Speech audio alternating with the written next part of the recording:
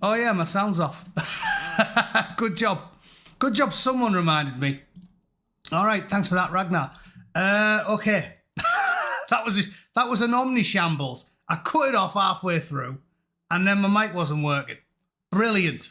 I really need an editor or or someone to make sense of it all. There we go. Right. Christ on a bike. Anyway, as I was saying, I love them old patriotic songs.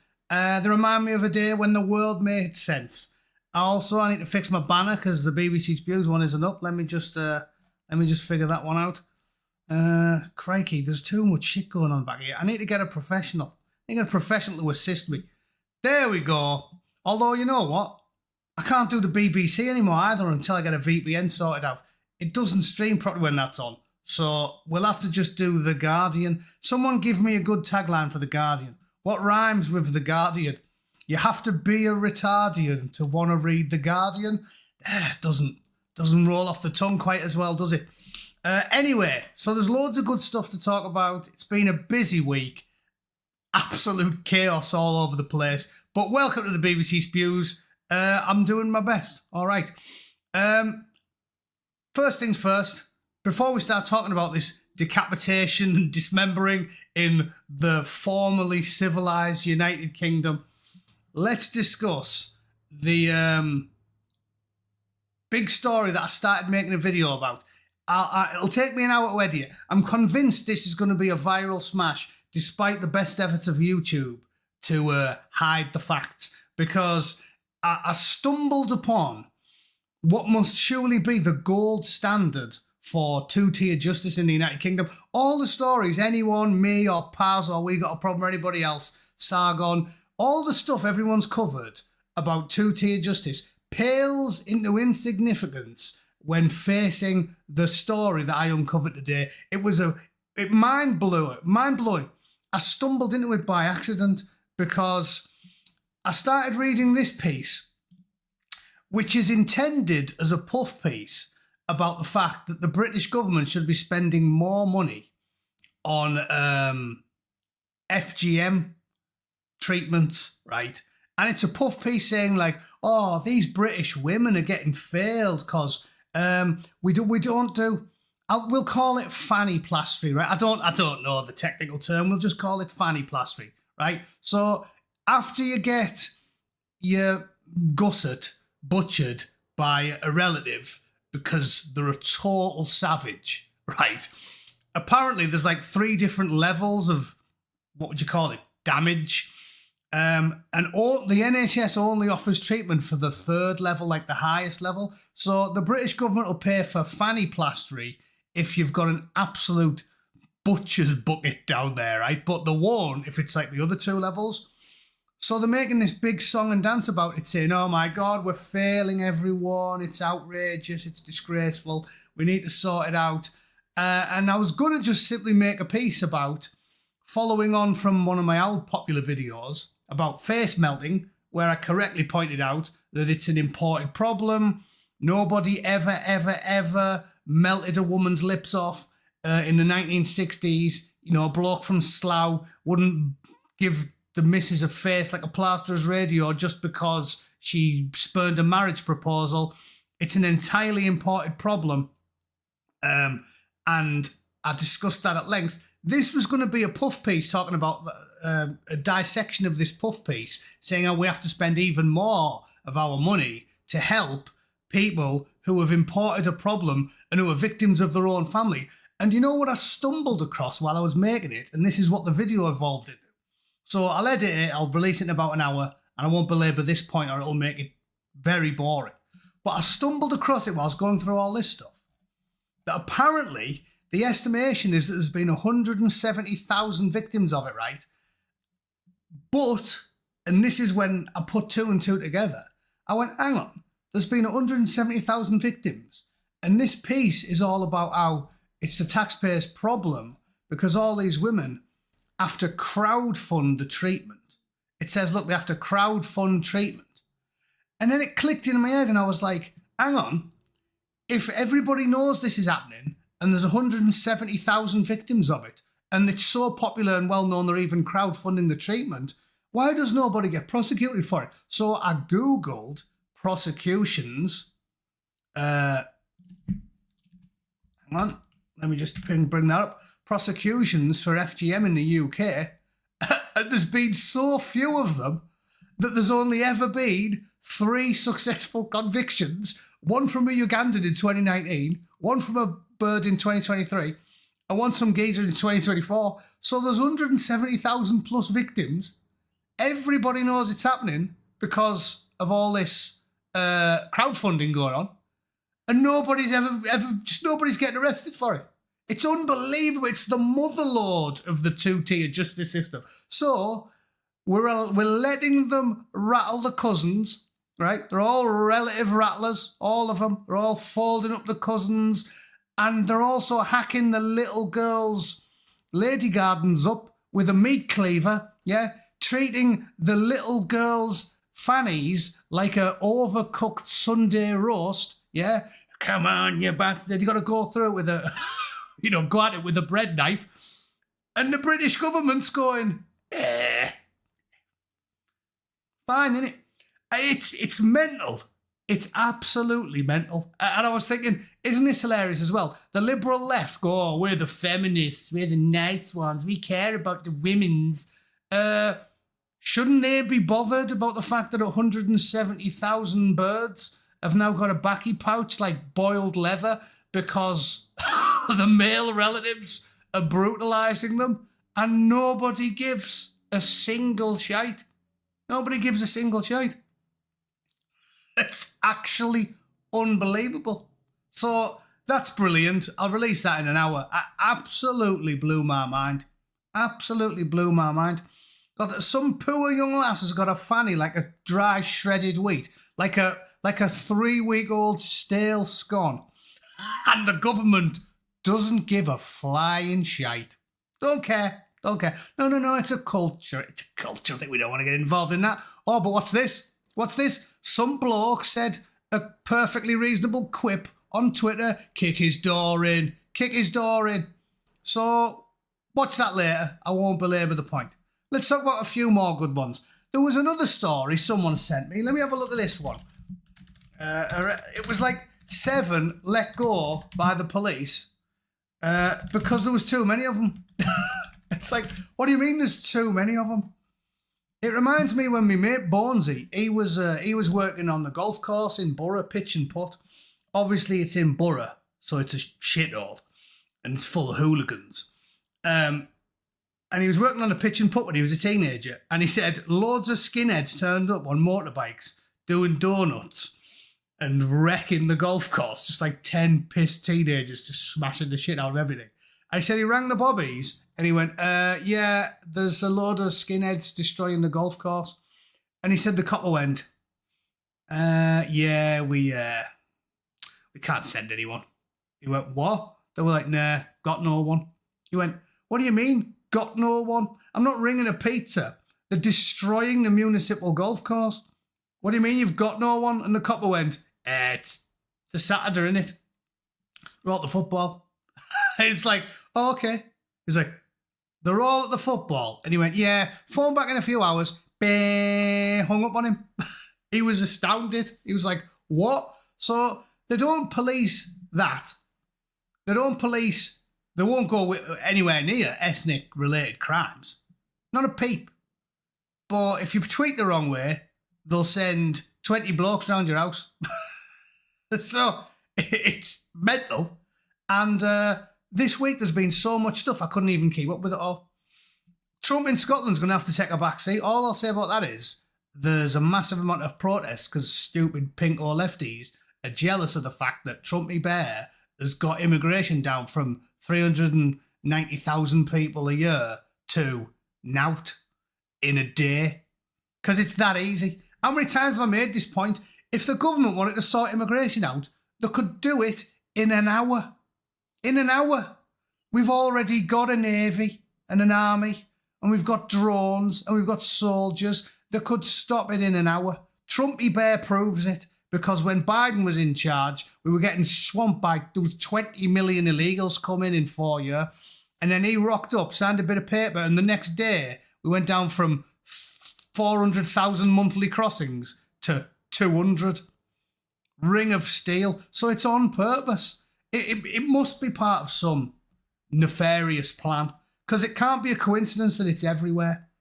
In fact, I'll tell you what I will share, because this is related to what I'm ranting about now. We'll come back to the diversity, marvellous story, everyone getting murdered in the streets. We'll come back to that because it's actually a pertinent point to what I'm just ranting about. Where's bloody replies on here? Right, Christ, it's hard to do stuff on the internet, isn't it, when you're Gen X with the mind of a boomer? Yeah, here. Because this dopey twat called, he's a comedian. What's his name? Reginald Hunter. He said this. Bless you for admitting. Can you read that? I'll have to. Bless you for admitting that England's current immigration situation may in part be because of the historic consequences of her colonial past. Many of the people you speak of do not often seem to make that connection. Thickest hot take ever. Thick as dehydrated whale spunk. Yep. Dockers, sandwich, Chinese phone book. Pick your analogy. Ireland as well, which is what I was going to mention there. Ireland, Norway. This bloke here is actually trying to say, oh, yeah, well, you know why. It's your colonial past. It doesn't know anything. The fictional version of history, thick as shit. But it's not, is it? It proves that it's a global thing. Because Ireland and Norway, unless you want to go all the way back to the Vikings, I mean, when it suits them, they will. Ireland and Norway and Finland and Denmark didn't spend the 18th and 19th centuries barnstorming across the world, taking other people's stuff. That's their version of it. It's not actually an accurate version of it. And they're swamped, aren't they? So don't tell me it's because of colonisation. It's not, is it? It's a global plan by sociopaths, because every single nation is speedrunning Tony Blair's project. So he must have received the brief from somewhere, and David Cameron and Boris Johnson have carried it on. Because think of it, it's the only logical conclusion. If it's happening in places that have nothing to do with colonialism ever, why are they all getting swamped? Why does the Lake District look like Mogadishu? Why does Oslo look like an episode of The Cosby Show? Why does Iceland look like Roots? Why? If it's colonisation, it's not. It's globalisation. And it's a secret scheme to make everybody miserable so they can impose authoritarian tactics. And it's what they've always done all the time. And unless you're a plank, you know it. All these bloody, save the children. Won't anybody save the children? Why do you think Thomas Jefferson made that famous quote about people who want people who trade temporary security, people who trade liberty for temporary security receive neither? Because this stuff's been true for hundreds of years. The government creates a problem on purpose because it allows them to ferry in all sorts of authoritarian measures that the thick bastards that we call the general public all sign up for then.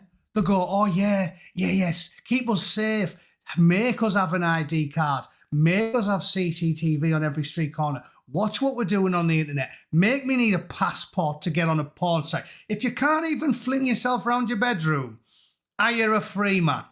You're a free man. I've always told you this. I've always been a turncoat American at heart. Liberty before all. If I don't think pornography is a good thing, I'm married and I'm in my 40s, so I don't watch any. Crikey. I remember the good old days where I used to lube up and fling myself around the bedroom with a Freeman's catalogue or a page 3, a scrumpled up page 3 from an old son my dad threw away. But you don't do it when you're my age. And I don't think it's a good thing. I think there's loads of problems with pornography, but you have the right to do it. You have the right to do anything that's bad for you. Suck my festering left one, British government, world government. I'm sick of it. You have the right to do anything that's bad for you. Drink, smoke, naked, covered in green jello, running down the street, smoking a big cigar. Do it. In fact, I've got a can here. Let's do it. This is bad for you. What's the choice today? My little camp, far too small beer. Today it's a Union Jack IPA. 7%. It's small, but it's strong, so that'll do. Let's have a blast.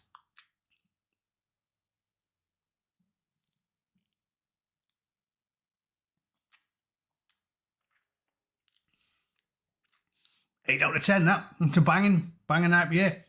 Firestone make really good beer. You know, I've got a cool story about Firestone. I know I've started segueing into beer. I do 5 minutes every stream now because it seems to go down well. A lot of people do what I do, and that's drink vicariously through others. I always do it like if I'm at work because of the 8-hour time difference, and my mates are out on the lash, and I'll be like, "What are you doing, lads?" on WhatsApp, and they're like, "Oh, we're all on the piss in York." I'm mega jealous and envious, but I feel slightly better when I ask them what they're up to. Like, I'll be like, well, "What are you drinking?" And they go, "Oh, Bombardier," and I'm like, "Ah, I love Bombardier." "What are you doing?" "Oh, I'm having a pint of Landlord in York." I like to drink vicariously through others. So yeah, that's what the 5 minute beer reviews are about. Firestone is a great brewery, right? And I've got a class story about it. I'm sort of a trendsetter with all these microbreweries in California because I first come out here when I first started seeing my missus about 15 years ago. And obviously, being English, I was always on the lash. Americans don't drink that much, generally. And whenever I saw a brewery, a new, like a pop-up, like a microbrewery, I'd always go in. And this one day, we're driving down the road going to wine country, Paso Robles in Central California. We're driving down the road and I seen a US flag, a British flag, and a US Marines flag in a line next to the motorway. This is on the way there. It's like we're 2 hours away at the time or whatever. And I went, whoa, what's that? Wonder what that British flag and the Yank Marine flag's there for. So I said, pull in. So we pulled in and walked in, tiny little building. It was the first Firestone brewery. And now they've took over the country. You can buy their beers in the UK even at this point. And they have this gigantic facility where the tiny little tap room was that I went in. And when I went in there, I walked in, it was like literally like 4 stools at a tiny little bar. And I said to the bloke, "Well, what is this? What's with the flags outside?" He said, "Oh, it's a little tap room for this little brewery." And he said, it was started by Adam Firestone, the family. They have loads of vineyards out in California and they always used to make wine. And he said, the brother-in-law is a bloke called David Walker. He married the sister. And then he told the family, "Oh, if you grow really good grapes," he said, "you should grow some hops." He said, "I'm out to brew. He's from Burton-upon-Trent. He said, "I'm out to brew. We'll grow some hops here and I'll make you some beer." And he said, the dad went, "Oh, nice one, we'll do that then." So he knocked up the first batch of beer. And obviously that's why it's Firestone Walker, because it's, you can't see the Walker bit on here, but yeah, at the bottom, Firestone Walker. So it's Adam Firestone's the vineyard family, Walker's the British guy. And he started making the beer. And now the beer outsells the wine by about, 10,000 to 1. And the whole thing's took over they've took over the country, basically. They make really good beer because an English fella tied up with American ingenuity and they made this fantastic booze. The other good thing about it is it's just up the road. They've branched out from Paso Robles. They've got a huge one just up the road near me called in a place called Bootneck. And I go in there all the time. The booze is great. Food I'm not too bothered about because, don't often eat when I drink.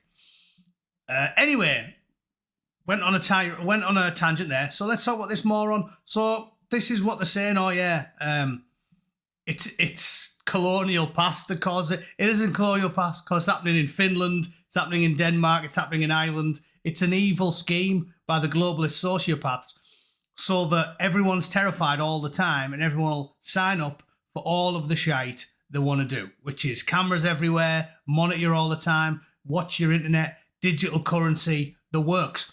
It's a tyrannical scheme by megalomaniacal socialist psychopaths who rule the world with an iron fist, and it must be resisted at every opportunity. And I guarantee it's coming to the States slowly but surely. But thank God, I think we'll be the last holdout with all of our firearms and the size of basically a continent for a country. In England, you have to get angry and you have to resist it in any small way you can. You've got to really try and toe the line so you don't end up in a cell. They'll lock you up for any excuse they can think of. But don't comply. Don't comply ever.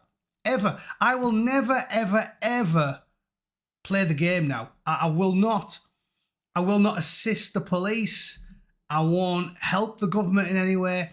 When they tell me to recycle now, I go out the back and set a mattress on fire. Yeah, I'm against everything they tell me, and that's all of my little small defiances that are legal. Yeah, so the government says recycle, I go and set a tyre on fire. Yeah, in my back garden. Can't stop me from doing that. They tell me, ooh, make sure you don't eat any meat. I go and get a dolphin in a headlock, punch its face in. Whatever they tell you to do the opposite. It's a ridiculous state of affairs. They are the enemy. The state is the enemy. I'm legally entitled to say so. That's my opinion. The whole world might be falling into the abyss, but in America, God bless them, First and Second Amendment, I'm allowed to have my opinion, which appears to be backed by the evidence. All right?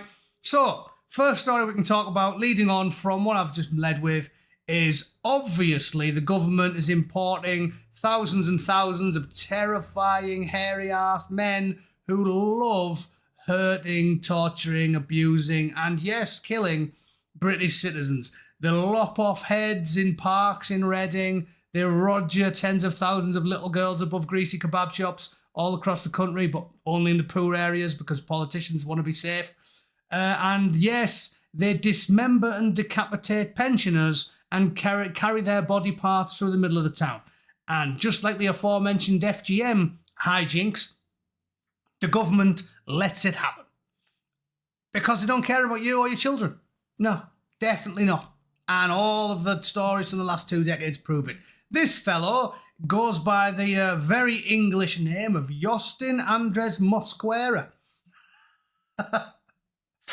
And let's read through his hilarious hijinks. He's obviously got a cross on because nothing says man of the cloth like chop you into 28 pieces and throw you in a pond. That definitely tells me he's a man of the cloth, he's a man of God, he's a man of moral conviction, and we should all appreciate his faith. The judge told Justin Andres Mosquera he faces life imprisonment. What? For chopping people up? Nah, I'm not having that. I'm not having that. This is Keir Starmer's government. 4 years, do a course, lollipop man in Leeds. That's what we should be doing. This is Starmer's government. That's what we do. We send them on a course. Remember, he's an acolyte of the likes of Harriet Harman. You remember Harriet Harman, don't you? Of course, 12-year-olds should be able to get back scuttled by the granddads. Of course they should. Of course they should. That's progressive, don't you know? Cheers, Harriet.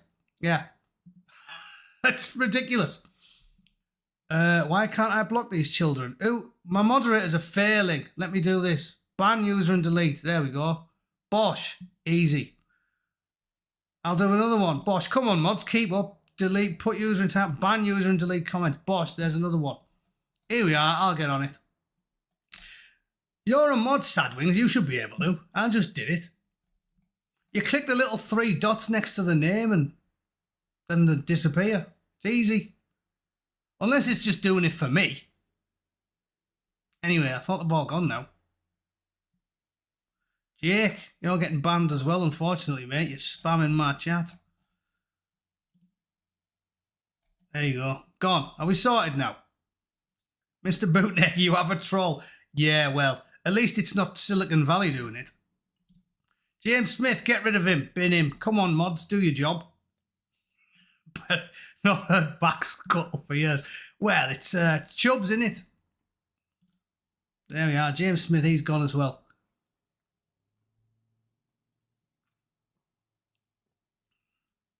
I'm pleased that I'm getting big enough that someone's putting serious effort into trolling me. Good, that, innit? It's good. It means I'm getting somewhere. It is shocking, innit? I don't want to blow my own trumpet, but I've been looking back at there's some other channels out there with hundreds of thousands of viewers. And they just make shite. They just make shite, don't they? Drivel. They haven't got any wit. Some of them just... One guy, I mean, hats off to them for using a bit of ingenuity. But one bloke has a 40k channel which reads it in an AI reads it in a David Attenborough voice. And he's got like hundreds of thousands of subscribers. And I think, well, fair play to him for making some money, but it's kind of irritating how people with no sense of humour or real ability to, I don't know, use the English language correctly can make massive amounts of money by just asking an AI to go, or sum up the Eldar race in 40k, get it all spat out, feed it into an AI. He reads out in David Attenborough's voice, so he's even stole the voice. And then he's got hundreds of thousands of viewers. It's kind of annoying, isn't it? And then I get hamstrung by YouTube because they're arseholes. Anyway, let's get back to this. So this fella being found guilty of murdering 2 men in London who he decapitated and dismembered before taking the body parts in suitcases to the Clifton Suspension Bridge. Old Yozzy, we'll call him Yozzy. I don't want to keep using that foreign sounding name that YouTube don't like that. Yozzy was convicted at Woolwich Crown Court for killing Albert and Paul on the 8th of July last year in a flat they shared in West London. He repeatedly stabbed Alfonso to his torso, face and neck, and Longworth with a hammer until his skull shattered. So a full-blown psycho, like violent psycho, killed these 2 blokes. Oh, and they're drinking Stellas. Stella boys. I've got plenty of time for Stella boys. Speaking as a reformed Stella boy. 2 days later, he went to Bristol to get rid of the bodies. Unbelievable. Put the severed... The police tracked the victims to his address and found him with the severed heads in a chest freezer in the flat. Mosquera admitted to manslaughter by reason of loss of control. Loss of control. Whoops. How did I... Twat him 12 times with a machete and lop his napper off. How? How did I manage that? I just lost control, you know. And then lost control. Cruelly dismembering the body in the bathtub for 2 hours before putting the parts into a large sack and carrying them to the river. I don't know what went on. I don't know. It was a momentary loss of control. Definitely. We must fight the National Socialists. We definitely would. I've just told you that. And Sanwell, cheers. Get the Sen at 8 ace on me, old cocker. I'm not getting... Oh, get the Sen. All right, I will. I'll get myself... I'll ease 8 ace. I can get 48 ace for $9.99 in the States. And Hawk News, give me £1 for some reason. Cheers, mate. It's much appreciated. As I said, though, don't just throw a coin at me. Get the membership, because the more of them you get, the more YouTube leave you alone. I've been assured that's the case. Thanks for those nonetheless. So anyway, this splendid, kind-hearted gentleman who merely lost control momentarily said that he... the jury took 5 hours to unanimously find him guilty. The judge said, I'm going to pass sentence on you today, and the only one I can pass is life imprisonment. I am going to order a psychiatric report on you. I'm doing you a solid, son. I'm doing you a solid. You must be a good lad, really, because you've got a cross and also you're black. What? I mean cross, yeah, definitely the cross. Also he's black. No, he's got a cross. So he's a good person. Definitely a good person. Mosquera would be staying with the couple. So, what have we learned today, ladies and gentlemen? What have we learned today? Again, I keep telling you, the normies don't know anything. Don't be a normie. Do what I do. Ian Pride's gifted him. What a splendid gentleman. Ian Pride's got the right idea. Thank you, Ian. I'm telling you, don't be a normie. Please don't be a normie. How many times have I told you? You have to do your due diligence, especially if you've got a wife and children. You have to look after yourself. Get tooled up. All the legal weaponry you can get in the authoritarian UK. You can't beat the system. Just as I told you, I used to laugh at the rednecks going like, yeah, we'll beat the system. It's like, yeah, they've got satellites and A-10s that can airstrike you. You can't be delusional and think you have all the power, so you have to do what you can inside the system. Little acts of defiance against the authoritarian state. Get whatever legal weapons you can get. Get a load of supplies. Do whatever you can. teach your children to be very, very, very, I was going to say wary, but let's just say prejudiced, right? Tell your children to be prejudiced of danger. That sounds better, doesn't it? Be prejudiced of danger. Because if you don't, I can't stress this enough. I'm giving this as a lecture to new members like Douglas Wilson. Well done, Douglas. I can't stress this enough. If you don't be cynical and pragmatic and do your due diligence, your children will get rogered above a kebab shop.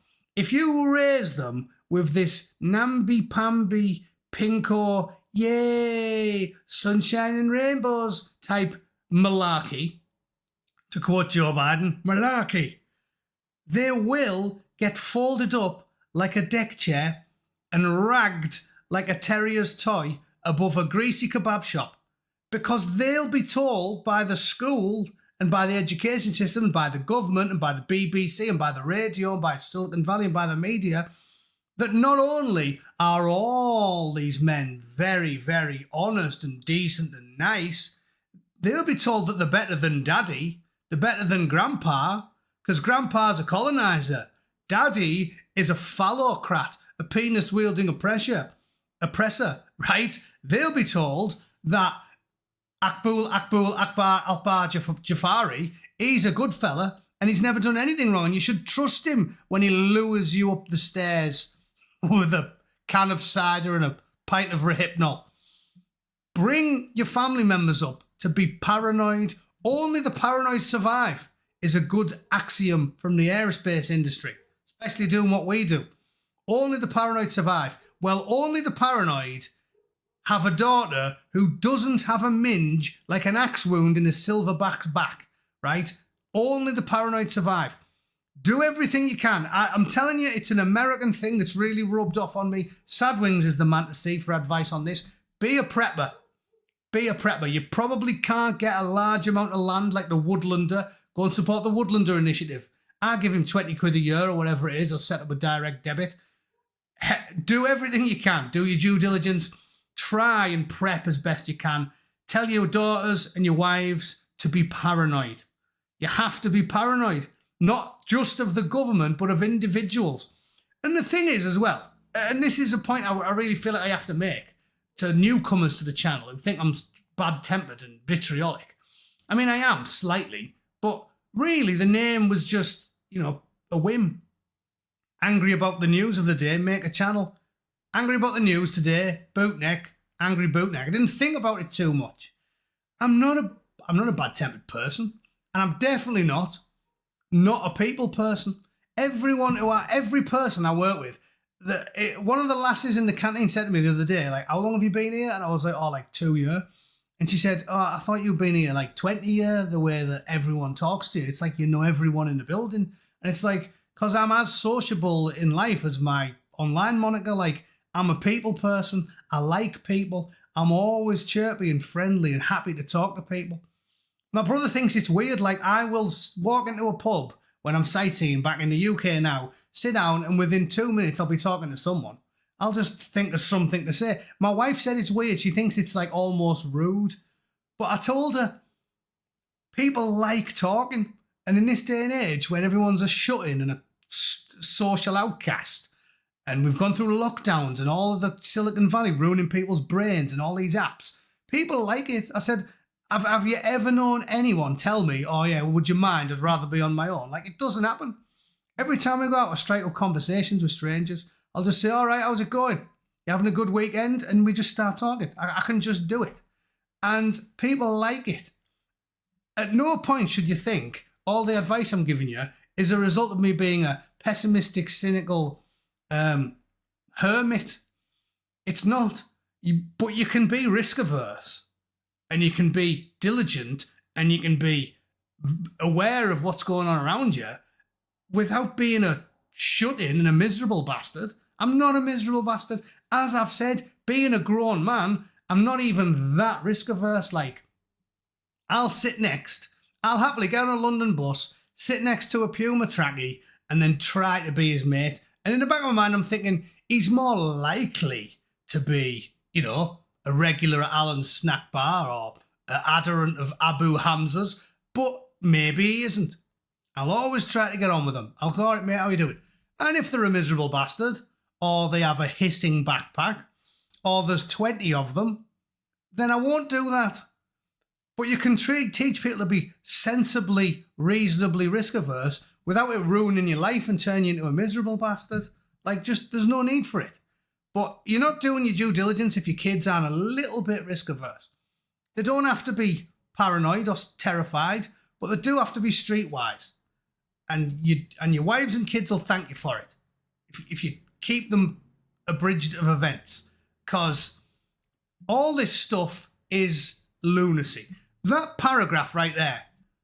Why was he staying with the couple?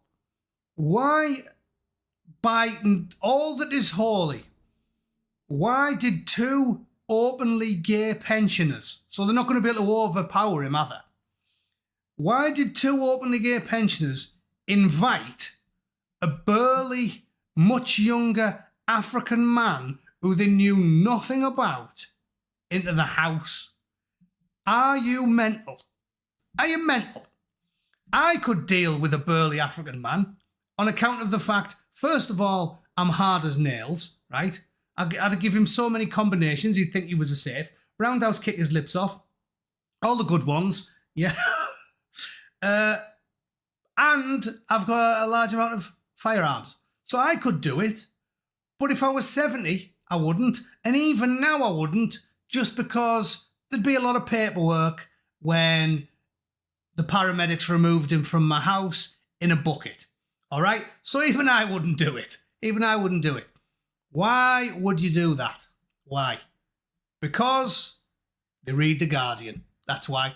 They read The Guardian and they read the BBC and they think everybody coming to the UK is a cringing minority that needs to be protected.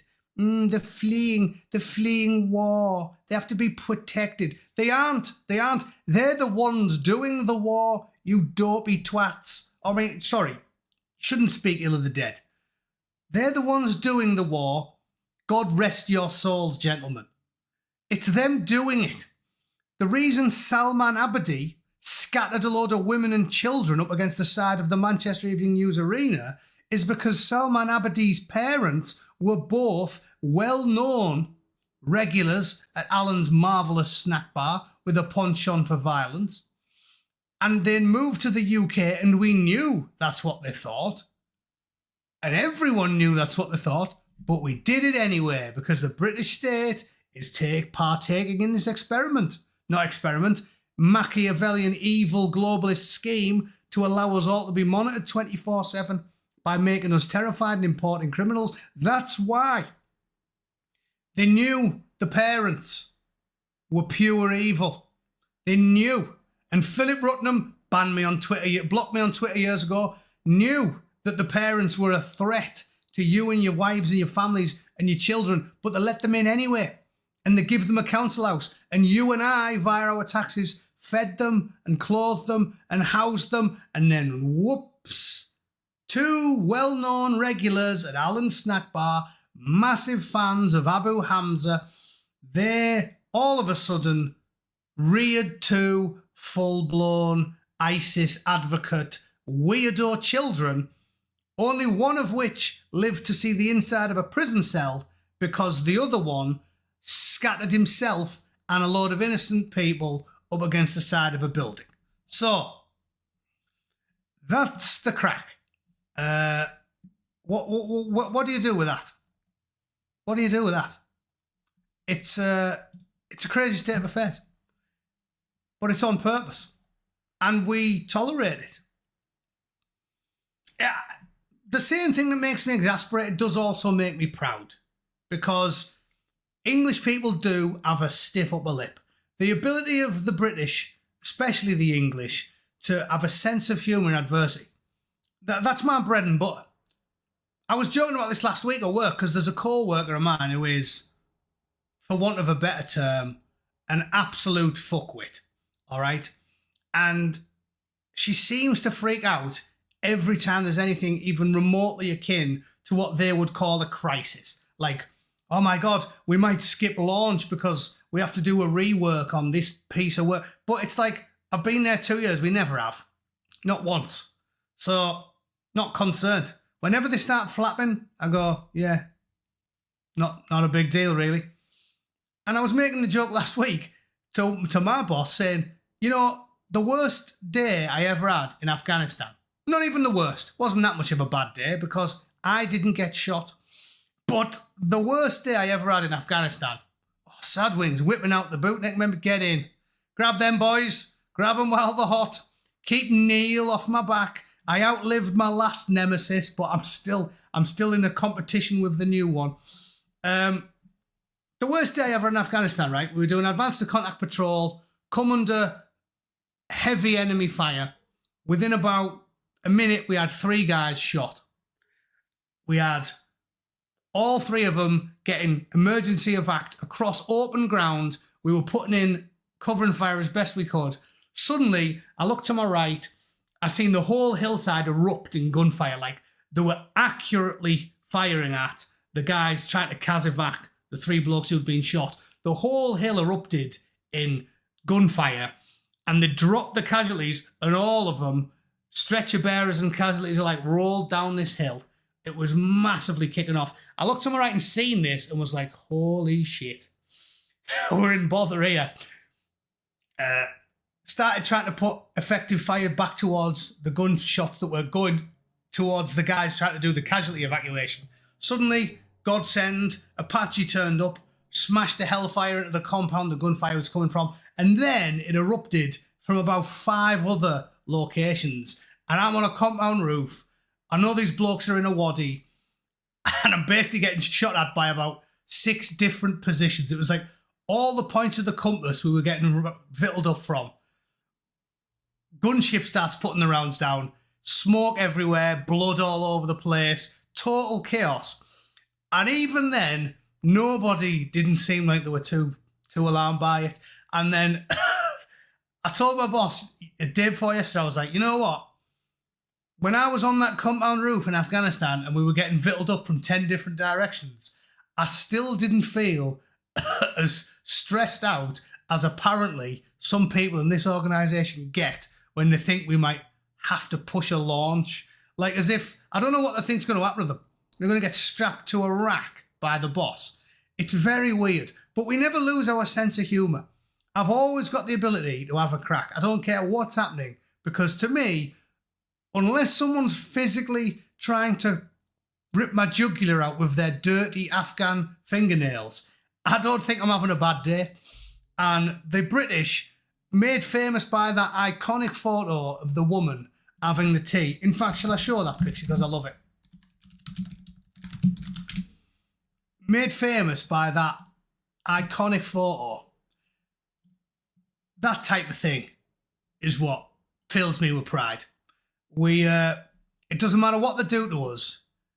It doesn't matter they can throw any ignominy at me and my nearest and dearest and all my friends and family back home. And I know for a fact they're equal to the task of dealing with it. It doesn't matter what they do to us. And that's what I've told you. Solzhenitsyn always kept his sense of humour, a stiff upper lip and a sense of humour in adversity. That's called one of the commando ethos, a sense of humour in adversity. But it's something I'm immensely proud of, that our nation is famed for it, right? And there's no need for you to become a bitter, miserable bastard just because the government and the globalist sociopaths are doing everything they possibly can to ruin your life and endanger your wife and children. Because you take measured steps every day to improve your lot and you let them get on with it. All right? I don't want to sound like I'm doing a Jordan Peterson thing now. I'm not all about self-improvement. I'm sure Chris Thrall and all these other people who've had like training are better at this shit. But you know what I'm talking about.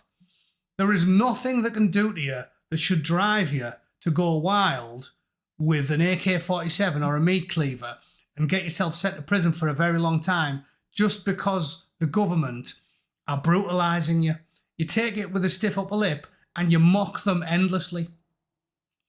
And think of your ancestors. If you ever feel at your wit's end, watch one of the Angry Bootneck's more comical, humorous videos, have a pint and calm down.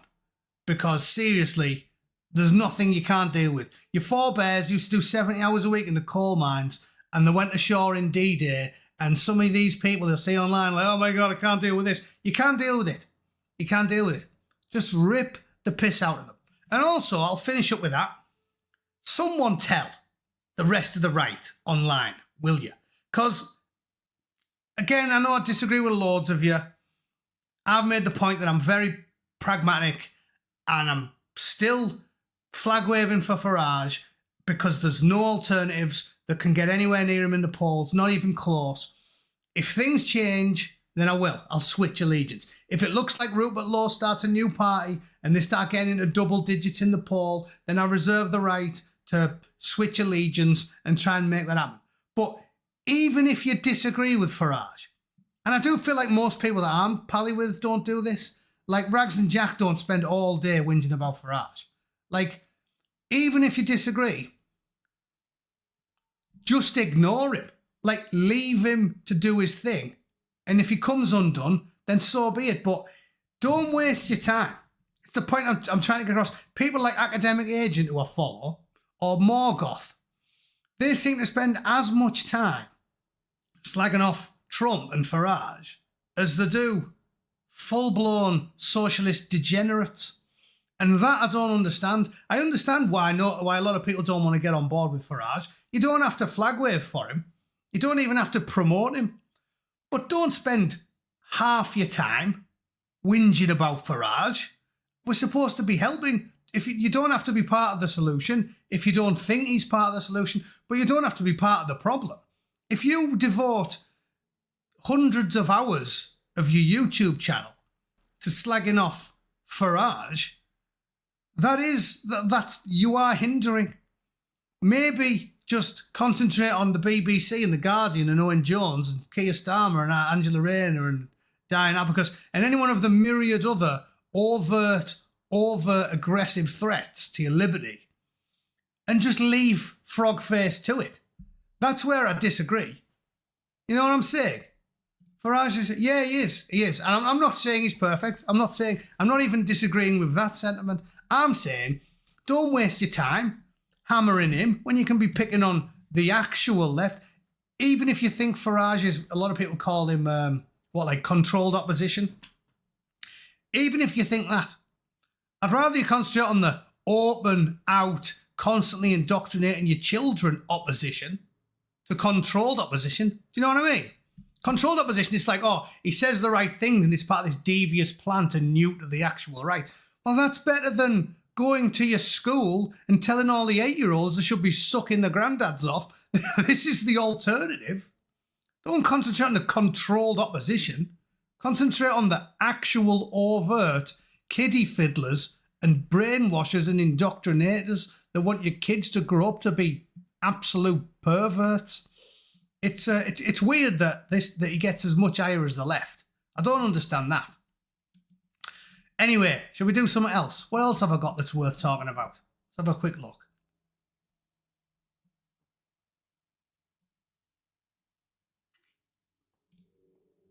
This lefty wanker, look at this guy. Horrible migrants are killing Europe. Says horrible migrant arriving in Europe. How many British kids has he blow up? How many gay couples has he decapitated and carried along in a sack? How many kebab shops has he rogered 10-year-olds over? How many arenas has he blew up? London bridges has he stabbed people on? I could go on. The left are insane. Everything they say is completely delusional. And it's similar to what I was just talking about with Farage there, isn't it? Because all the problems that are assailing us, and these people just spend all day making excuses for them. I talked about that, or they're not doing anything about FGM. And they're ignoring the cousin bumming. But they're even worse than that online. They literally go on there and defend kiddie fiddlers.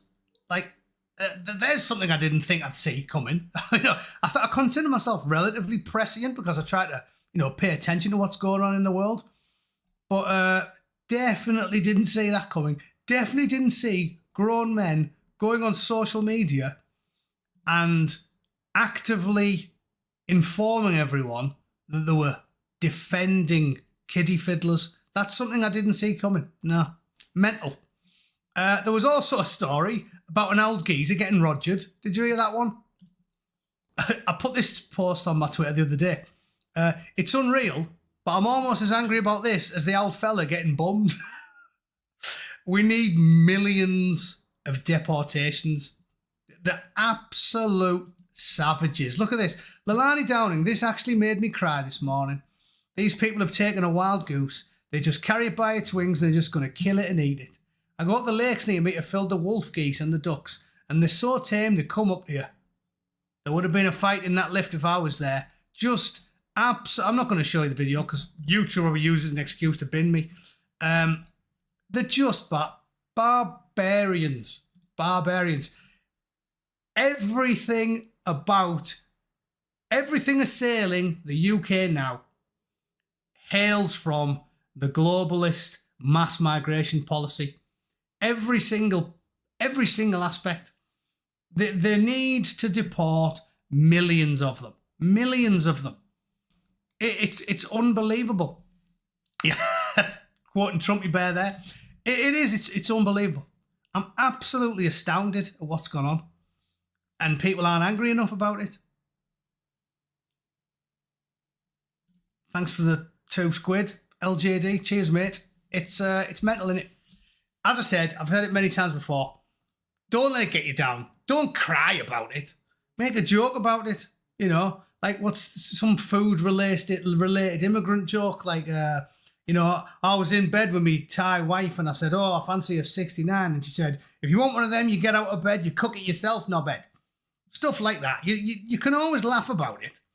And it's not like there aren't shitloads of geese. It's not going to be the end of the world. Geese multiply quite rapidly. Shit happens. We eat everything. We eat pigs and cows and chickens. I don't see the need to cry about the fact they're killing geese and swans. But they are barbarians. You might as well bite its head off in the middle of the park. These people are total savages. So get rid of them. Sort us out. Sort us out. Everything would get better. Again, don't disagree, Carl. I'm not saying he is the solution. I'm just saying spend your time criticising the massive punch in the face rather than the mild slap round the chops. You know, if you're going to spend an hour making YouTube content, dig up some of this stuff. Dig up the man who decapitated the old couple. Dig up the 170,000 FGM victims who there's no justice for. Dig up the government ignoring all this, importing all this. Dig up any of that. There's a million things you can talk about. Don't spend 10 hours a week pulling down the only viable current alternative to the Tories and Labour. Because as I've told you, I'm not saying I love the bloke. Old Froggy's in on it. He's part of the system, isn't he? But Hitchens was right. We wouldn't be in as bad a state we're in. May my tongue turn black for saying it if Sunak had won. Because the Tories wouldn't have done half the shit Starmer's done. He's an overt, angry socialist who's trying to impose his Fabian-esque worldview on the whole country. So you are better off voting for the least worst option, aren't you? Like, he was right. It wouldn't be this bad. Poor old Lucy Connolly wouldn't be in jail if Starmer was the PM. So I refuse to have it said that you shouldn't pragmatically go for the least worst option. And you don't have to defend him, but don't waste your time. When there's 10,000 things you could talk about, you could make a YouTube video every day cataloguing the criminal scum that we've imported. Do that instead of just whinging about people that are slightly annoying, because I think it's ridiculous. Anyway, 58 minutes, that's an hour. I think we're nearly done, aren't we? You lose your voice when you talk as quickly and as loudly as I do. Check out the Galactic Village Idiot site. I don't even know what that is. However, I always heed the advice, so I'll Google it now. Galactic Village Idiot. Oh, there we go. Found it. I have been elected as the Galactic Village Idiot. Took a lot of effort, but it was worth it. All right, I'll read that in a bit. Yeah, it's a mad state of affairs. but you got to just keep on doing what you do, don't you? We already know about the Allens and the Far Left. Well, we do, don't we? But again, each their own. If I maintain the best thing to do is keep drawing attention. You say we, this is the point. We is the online right. But they don't win elections. Tony Blair proved it. Tony Blair's the gold standard for this. He ran as a centrist and he won a landslide as a centrist. So who cares what we know? Doesn't matter what we know. I've got 1,081 fellow shut-ins watching this now. We are nothing. We don't make any difference. The centre wins. The normies is what wins elections. They don't know. And I live in hope that every day I post, one more notices and says to his mate, do you know that we have 170,000 FGM victims in the UK and the British government hasn't prosecuted anyone for it? Do you know that little girls are getting tonked above kebab shops still and the British government doesn't do anything about it? I want them to know that, rather than Frogface is a plant who's probably not going to do 90% of the stuff he said he's going to do. I think that's a lot more important. Towards a pint, fella. Thanks, Joe. That's not towards a pint. That'll get me too, because I only drink rat piss, love. Thanks very much. Last post. Do you see any borders? Definitely not. Definitely not. None. So, yeah, we're in the shit, aren't we? But as I said, you don't have to lose your mind. You just take the best steps you can, get on with your life, and get on with it. Carl Burton, Master, yeah, they are. I know, I heard it. Carl, you're a regular at this channel. You know I'm a sad bastard who reads far too much politics 7 days a week. You know that you're not telling me or anyone in this channel something we don't already know. Farage is a milquetoast, socially liberal. He's a Thatcherite and he's a liberal. He's not a proper conservative. But I reserve the right to change my mind if in 2 years' time Joe Normie's switched on and an actual right-wing alternative's got a chance. But if that doesn't happen, and I'm not expecting it to, when the globalist sociopaths rule the world with an iron fist and we're the plucky underdogs, if it happens, I'll change and I'll go all in. If they get even within a sniff, if there's an actual right-wing party that's within 10 percentage points of reform, I'll go all in, I'll help you campaign for them. But in the meantime, I will keep taking the piss out of the left 7 days a week and hoping for the best, because I think it's more pragmatic. And that's it. Anyway, maybe she wouldn't, Codhead. Maybe she wouldn't. That's me for the day, ladies and gentlemen. I hope you've had a good one. Thanks for tuning in. I will edit my lengthy video about the gold standard in two-tier justice. It'll probably be live in about 45 minutes. Please like and share it when you see it. Thanks for all the super chats. As always, thanks for the endless support and the many views. It does make me want to continue doing it, because heaven knows YouTube won't pay the bills for me. And I thank you all for coming. All right, I'll see you all next Saturday in person, and I'll see you all in about 45 minutes in the past. See you later. Toodle pip. Have a great weekend. Get pissed. Enjoy yourself. See you later. Ta-ra.